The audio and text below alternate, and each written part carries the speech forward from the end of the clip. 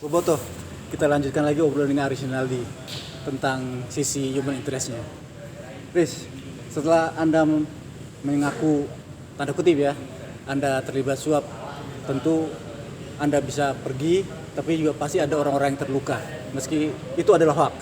Bisa diceritakan siapa orang pertama Anda hubungi atau orang yang pertama memanggil Anda di sisi pembina?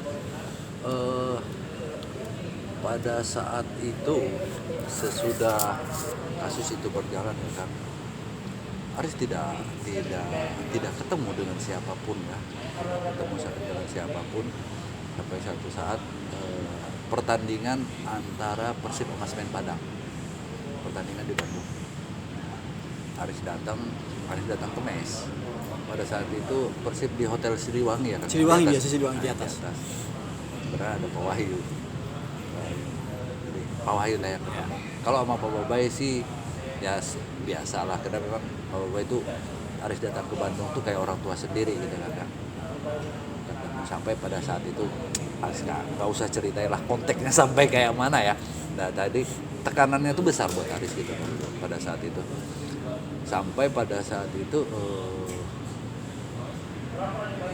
kalau nggak salah Persib itu dapat penalti main di Bandung, dan yang buat pelanggaran itu Yadi. Nah Aris sampai ada dengar isu inilah jadi dapat penalti Persib gara-gara Aris ketemu Yadi gitu. Nah, seperti itulah kakak. Padahal pada saat itu Persib menang 5-1. Nggak ada artinya penalti itu kalau ada hal-hal yang seperti itu gitu kan. Sementara Persib juga menang. Orang kan kalau buat kayak gitu pasti antara kalah dan menang kan gitu kan.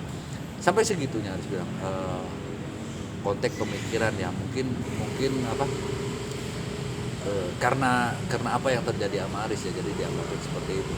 Padahal kalau Aris bilang kalau kita bercerita tentang suatu, bukannya ada sebagian orang beranggapan seperti Aris mengakuin gitu ya kan bahwa itu terjadi.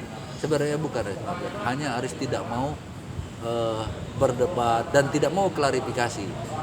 Terserah aja apa yang dipikirin, karena Aris juga punya pemikiran sendiri dengan situasi Aris gitu. Jadi itulah berjalan seperti itu kan. Sampai satu saat Aris dapat ultimatum bahwa Aris tidak boleh datang ke Bandung gitu ya. Dan juga mungkin ada rasa takut ya kan, gimana orang-orang hebat di Bandung kan militer semua ya pada saat itu ya. Pentolannya ya. Ya, jadi takut sampai ketakutan itu, sampai ada satu hal yang luar biasa buat Aris kan. Pada saat Aris bercerita ulang lah ya gitu ya. Pada saat final sama PSM, sesudah kita adu penalti menang sama Persija, Aris malam tidur Aris mimpi kan. Sebelum pertandingan Aris mimpi Aris tawaf di Mekah gitu ya. Dan itu 3 hari berturut-turut. Sampai Aris habis final itu kalau nggak salah kita semifinal tuh Rabu atau apa atau 2 hari udah itu kita final hari Minggu kalau nggak salah final itu. Jadi dalam antara itu 3 kali Aris mimpi, ada yang satu malam itu Aris mimpi 2 kali seperti Aris tahu. Aris telepon orang tua sana. Mama cuma bilang gini, karena Aris dekat sama mama ya. Abang papa kan nggak banyak komunikasi pada saat itu kan, teleponnya masih telepon rumah kan. Mama bilang itu tandanya kau harus pergi apapun caranya, dan kayaknya timmu juara, tandanya gitu, timmu akan menang kan. Sampai pada saat itu Aris masih bandel kan, istilahnya kalau dibilang orang kalau kita pergi haji ini udah siap apa enggak gitu ya. Kalau ditanyain orang kayak gitu Aris pasti jawab Aris nggak siap kondisi kayak gitu kan.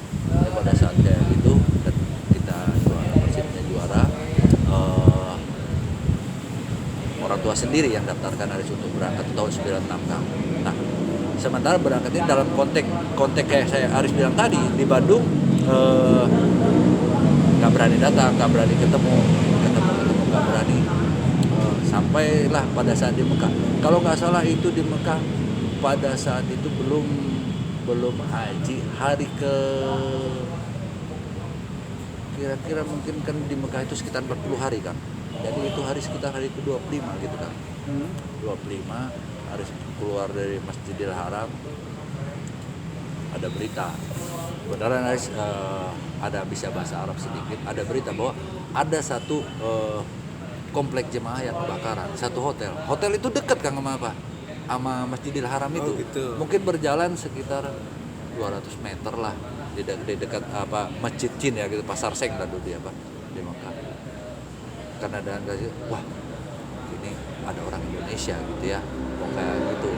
Pas datang ke sana, nggak taunya jemaah Kota Bandung Kang. Dan di situ ada Pak Wahyu, di situ Aris ketemu. Disitulah Aris cuma bilang, Aris gak ceritain apa, Pak Aris minta maaf ya apa kesalahan Aris sekarang. Dan alhamdulillah Pak Wahyu memaafkan itu, dan juga dikasih uang 500 real. Udah sampai itu Aris gak ketemu. Itu pertemuan pertama dengan Pak Wahyu setelah kasus itu merebak. Ya, sudah keluar. Ya, dan Aris tahu juga Pak Wahyu marah pada saat itu dah kasus itu ya. Nah, merebak dalam keadaan beliau wali kota dan seorang militer ya. Ada rasa kecewa mungkin ya, ada rasa marah sama Aris, tapi beliau sendiri pasti nggak tahu lah mau gimana, dia udah nggak ada di sini kan gitu kan. Nah, sampai ketemu itu Aris cuma bilang, Aris nggak ceritain apakah mungkin Pak Wahyu berpikir Aris minta maaf karena ada kasus itu atau apa, ya pasti pada saat itu Pak Wahyu maafin Aris. Sampai tahun berapa Aris lupa, ada Persib bertanding sama PSMS di Medan. Aris datang ke hotel, rupanya Pak Wahyu udah jaga di ruang, dan beliau diajak Persib ada di sana. Di situ Aris lama cerita sama Pak Wahyu. Hampir kita mulai cerita tuh jam 8 sampai jam 11 malam lah. Ngobrol bersama. Ngobrol. Dan udah seperti ngobrol anak ada bapak lah. Dan udah nggak ada masalah. Dan pada saat itu juga Aris juga udah nggak main bola lagi kan gitu. Itulah ceritanya. Jadi sebenarnya hanya perasaan aja yang memisahkan ya. Sesungguhnya Iya, tidak ada apa-apa. Iya. Dari satu sisi Kang, kayak Aris bilang, Aris main bola ada di beberapa klub. Tapi yang Aris rasa klub terbaik yang Aris masukin itu pada saat itu Bandung, bukan hanya karena dia juara Kang, karena kedekatan, karena perhatian pengurus gitu ya, karena fasilitas lah yang mereka kasihkan gitu kan. Jadi kalaupun misalnya ada hal, kalaupun mau bicara Kang, Aris nggak mau keluar dari Persib. Aris nggak mau tuh. Tapi konsekuensi dari kelakuan Aris yang membuat Aris seperti itu. Kalau ditanya orang Aris nggak, Aris malah pernah mungkin akan pernah baca di media bola. Saya cerita pada saat itu masih Sigit yang tulis ya. Aris bilang, saya udah nyaman di Bandung. Semua fasilitas yang saya harapin itu ada, dan saya pengen mengakhirin karir saya di sini. Jadi klub terakhir Persib rencananya. Iya, saya pengen mengakhirin karir saya. Dan mungkin juga Tuhan kabulkan itu Kang. Karena Persib juga bagian dari terakhir. Karena sesudah itu 2 tahun saya nggak bisa main bola lagi. Habis 2 tahun saya udah nggak bisa lagi main bola. Udah diponis saya nggak akan bisa main bola lagi. Karena lutut saya cedera dan harus operasi, dan saya nggak mau operasi. Kalaupun saya sabar mungkin 2 tahun walaupun cedera pasti benar-benar di Persib kan terus saya gitu. Seperti itu kan. Iya. Nah. Oke, Riz, kenangan terindah di Persib apa, Riz? Selain juara ya Kang, ada ikatan kekeluargaan antar pelatih, antar manajemen, antar pemain ya. Dan satu hal Kang, ada hal-hal yang lucu gitu Kang. Di Persib ini ada hal yang lucu, apalagi kalau konteksnya saya sama Pak Ahmad Hidayat. Jadi beliau tuh pada saat kita latihan, beliau tuh selalu ada di lapangan. Nah, jadi ada di lapangan, beliau ikut lari, ikut ini. Beliau tidak mau memberi kita uang tuh kayak begitu gitu. Jadi dia suruh berjuang. Berjuangnya gimana? Beliau tendang penalti, siapa dapat 10.000. Ya. Kan gitu. Nah, tapi dalam artian begini, kita harus bisa memancingnya. Jadi orang Mas Sama itu paling tahu. Ya udah katanya, kita taruhan gitu ya ceritanya gitu. Jadi pada saat belum ada taruhannya Pak Babai tendang, bolanya dimasukin aja terus kan. Jadi satu hari itu saya bisa dapat 200.000. Seperti itu. Mas Sama juga dapat berapa gitu kan, Gatot juga gitu. Jadi sama seperti itu kita tadi. Oke, itu dengan Pak Babai. Dengan pemain lain, misalkan Nana gitu. Nah, ada satu hal yang luar biasa Kang, saya sama Nana nih. Saya setiap ini Kang, mungkin dulu ajaran saya kan sekolah habis SD itu masuk pesantren Kang.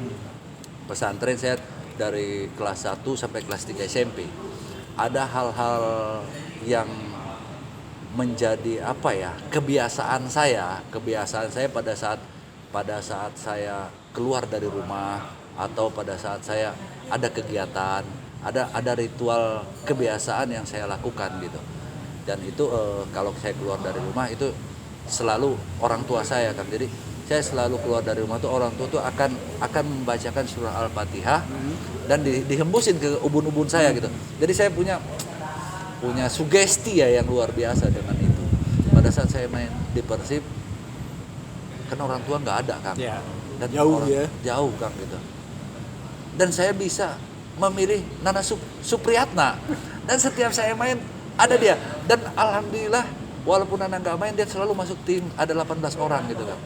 Jadi istilahnya pada saat saya main sugesti dari ustadznya ya saya pilih Nana lah pada saat itu kan, itu setiap kali main. Jadi Nana lah yang membacakan Al-Fatihah dan meniupkan ubun-ubun. Iya, sebelum saya masuk lapangan. Itu awalnya Aris yang minta atau Nana sendiri yang? Aris yang minta kan. Aris minta. Jadi kalau bilang, "Nak, bisa minta tolong ini enggak?" gitu.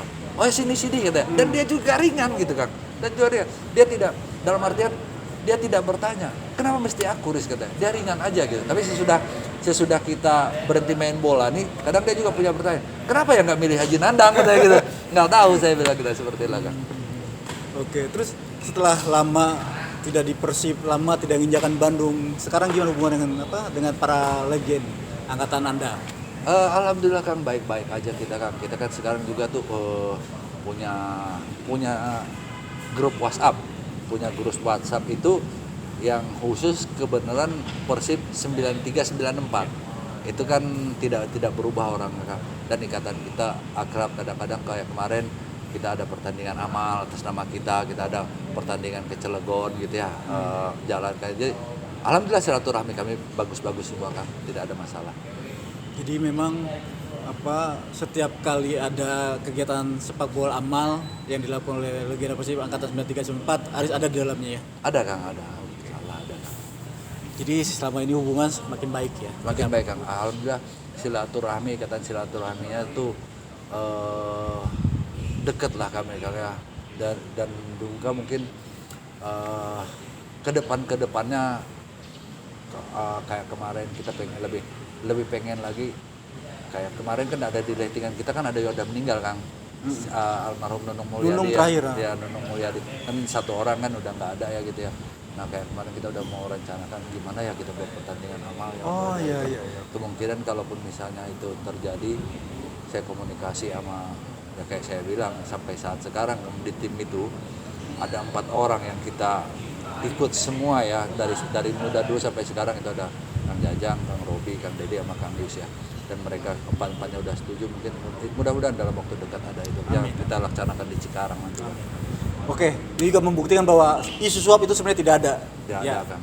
Oke, terima kasih Aris atas waktu dan kesempatan untuk ngobrol banyak tentang masa Aris menjadi pemain Persib dan cerita yang selama ini tersembunyi ketika Aris pergi dari Persib dengan isu-isu yang tadi. Terima kasih Aris. Kang, sama-sama, semoga Kang. sehat selalu ya. Amin ya Rabbal. Bobotoh, itulah obrolan saya dengan Aris untuk edisi saat ini. Terima kasih Bobotoh.